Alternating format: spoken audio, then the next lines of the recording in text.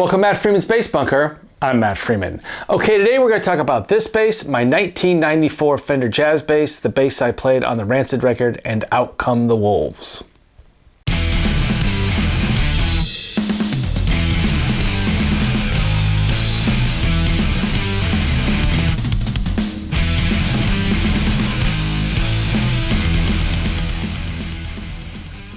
Yeah, I'm going to start from the bottom here. As you can see, it's just got a brown sunburst. I actually looked it up. It's made out of alder. And you can see here, these screw holes here where you put a cover are not stock. I did that myself.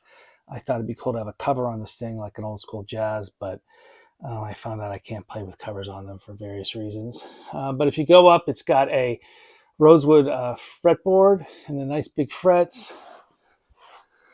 Pretty common.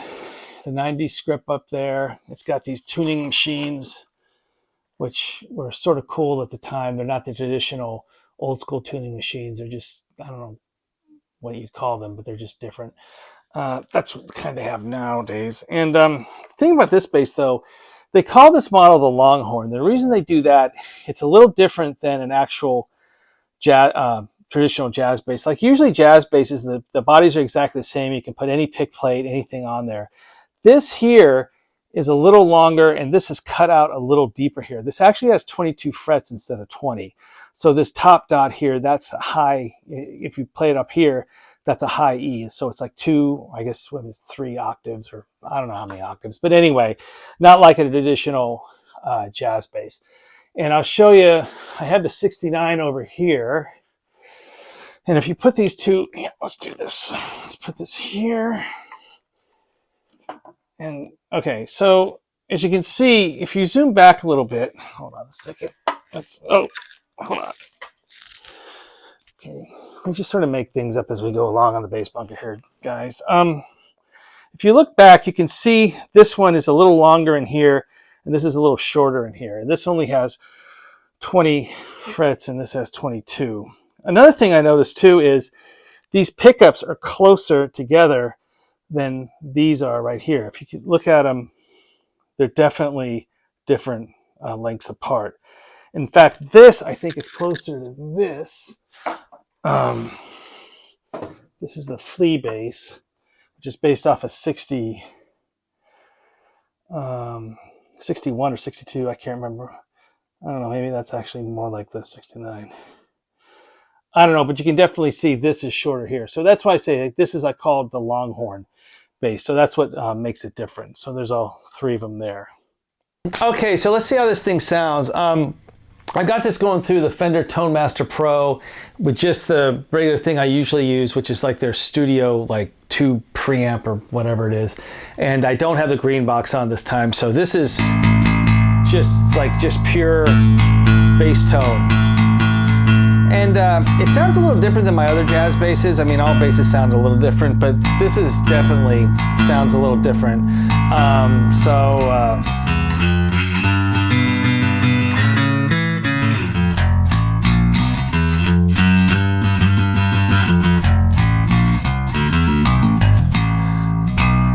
Oops, right there. Let's see what else is on that record.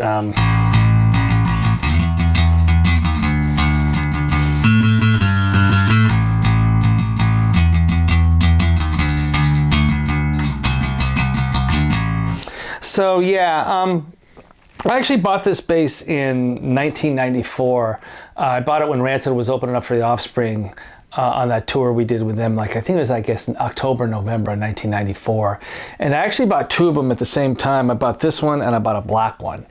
And to be honest with you, I just wanted a new jazz bass, and so I bought what they had at the music store, and I didn't really notice it was this Longhorn thing. That wasn't until later where I really noticed, like, oh, this is different than other jazz basses. I actually didn't own a jazz bass at the time. I had, I didn't have much. But anyway, so I was playing, on that tour, I started off playing this thing called a Fender P90, which was a, precision pickup and a jazz pickup. It was like their student model I got real cheap, and unfortunately I don't have that bass anymore, but that was the bass I'd actually played on Let's Go. And something was going on with it, and so anyway, I got new basses.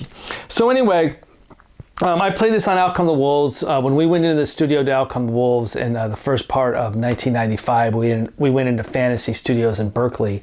And, you know, I went in there actually with a Boogie amp that I had borrowed, and it didn't work the day that we were setting stuff up. So I needed an amp real quick. And believe it or not, I didn't know a whole lot about amps. Up until then, I'd been playing like this acoustic 320 I had from the 70s. It was like this big solid state head, 300 watts, and then it had this huge cabinet. You can see pictures of it online. It was 4 15-inch speakers, so 4 15s, and it was like front, and then two like facing each other, like set in to the cabinet, which I don't know what coked up 70s engineer figured that out was a good idea, but that amp was loud. But it was also really old and it wasn't any good for recording. I mean, been on too many van tours. Anyway, long story short, I needed an amp. Jawbreaker was actually rehearsing next door, or when they were rehearsing, they were making their record next door at Fantasy Studios, at whatever record they did in the mid-90s. And their producer, this guy Rob Cavallo, who actually produced the Green Day record Dookie, was in there, and I knew that. So I sort of walked in, I'm like, hey, what's going on?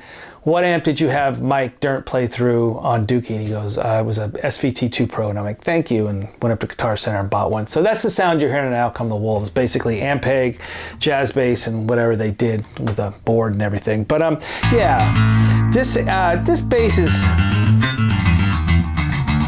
is sort of really hard to play right now. I don't know, I don't remember it being that hard to play, but I think over time the neck has got a little tweaked, and I had it set up a couple years ago and it hadn't been set up for a really long time, and the action is like really high, like, you know, not to mention Mike Dirnt again, but sort of Mike Dirnt high. He always has his actions like ridiculously high. But it's got some weird frets here.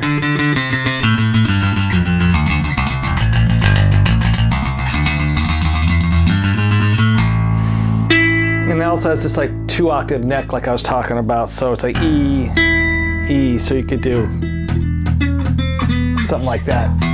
But otherwise, you know, it's just a good solid jazz bass. Yeah, so that's about it. Okay, so there you go, a little insight on this bass. Actually, this year, 2025, is the 30th anniversary of when And Out Come the Wolves came out. It actually came out in August of 1995. So I'm going to be doing a bunch of Out Come the Wolves songs probably, and I'll be playing this bass. But anyway, thanks to everybody that likes and subscribes to the channel. And as always, thanks for watching. I really appreciate it.